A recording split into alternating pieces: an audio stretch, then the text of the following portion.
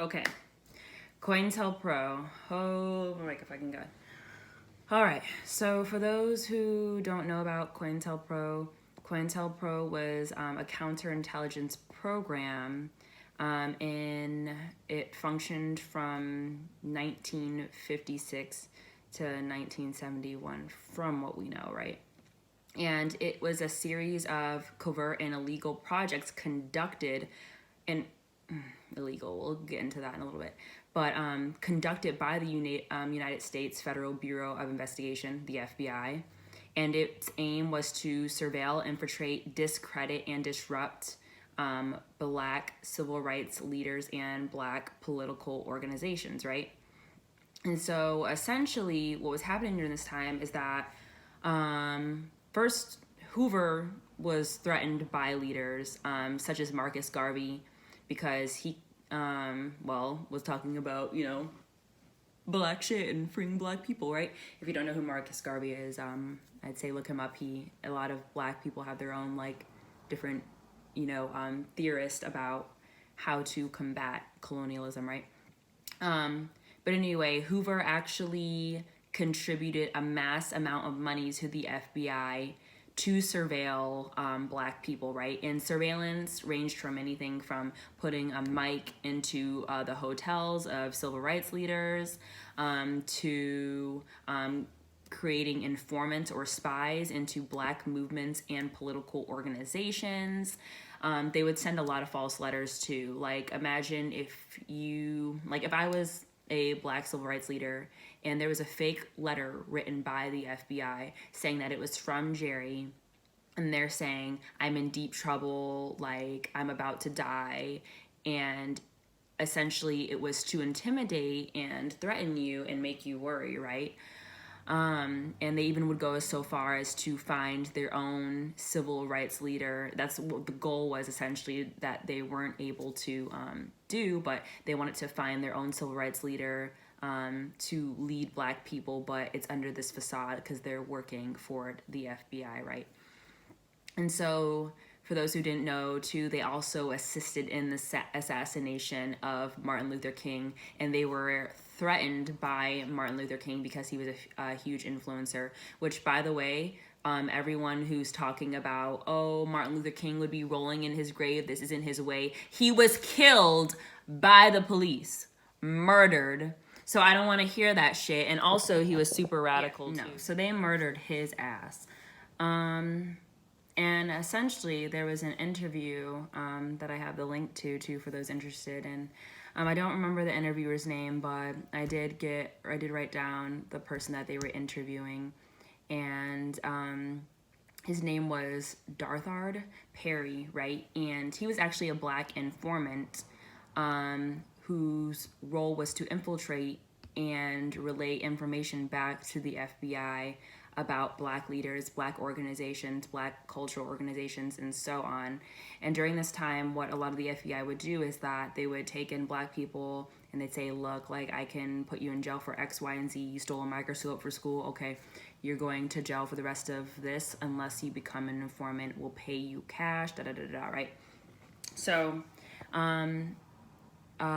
Perry basically said that's exactly what had happened, and he was paid in cash. And it was really interesting how he described it too, is that the FBI would have him count the cash, and then they would have him sign this form, right?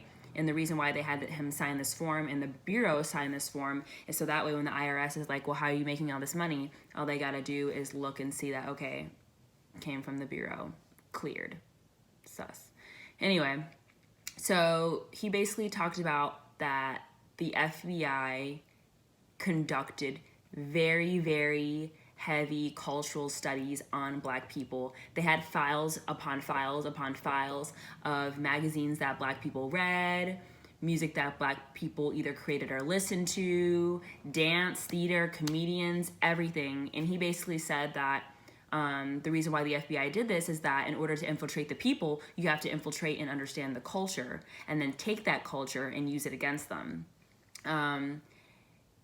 One sad example of this is that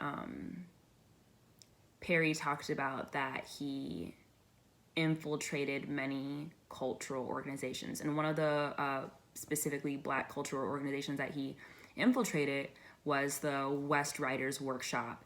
And this was like a renowned arts center for Black people, right? And well-known artists would come there too.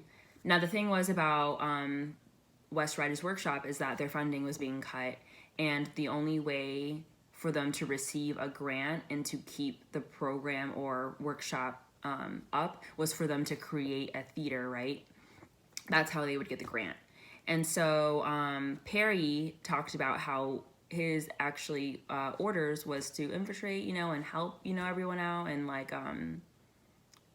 help create the new theater, right? And he said, like, when he first got there, the stage was fucking just not in good condition at all.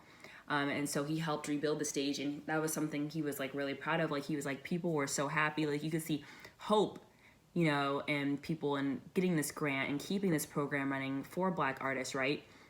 And then he was instructed to burn it down, right? And the interviewer had asked him, what did you use to burn it down? And he named like a lot of like household, common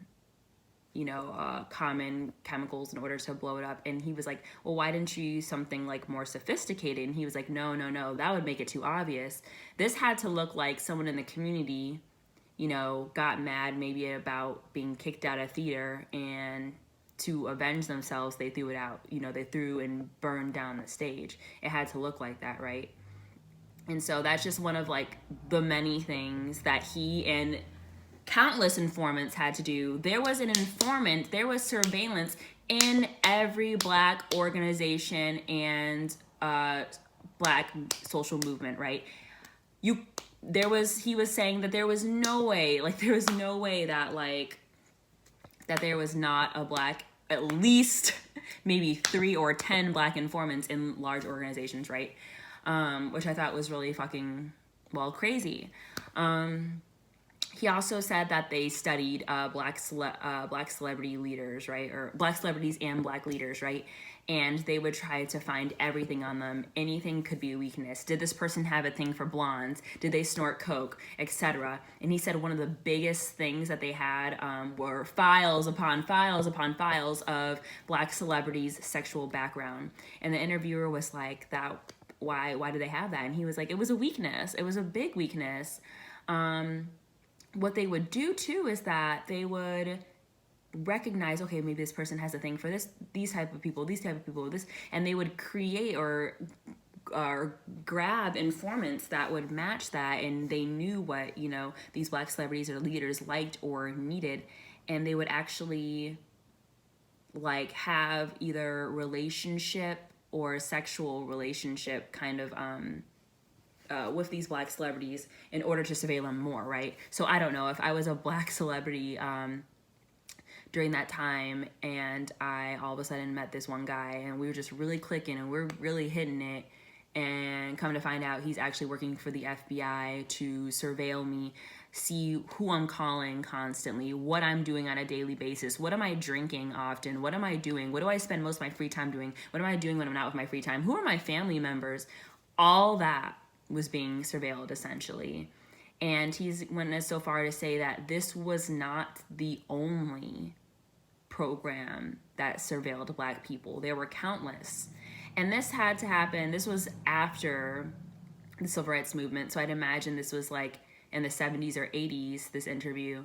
And the interviewer asked him, like, do you think that Black people are still being surveilled? And he's like, definitely. He's like, if not more. And he was like, every day that I helped the FBI, surveillance got heavier and heavier. So I can't even imagine what it's like right now. That's what he said. And that was in the 80s, So that in retrospect is what the COINTELPRO is. Okay, I'm going to have to do one last part 3.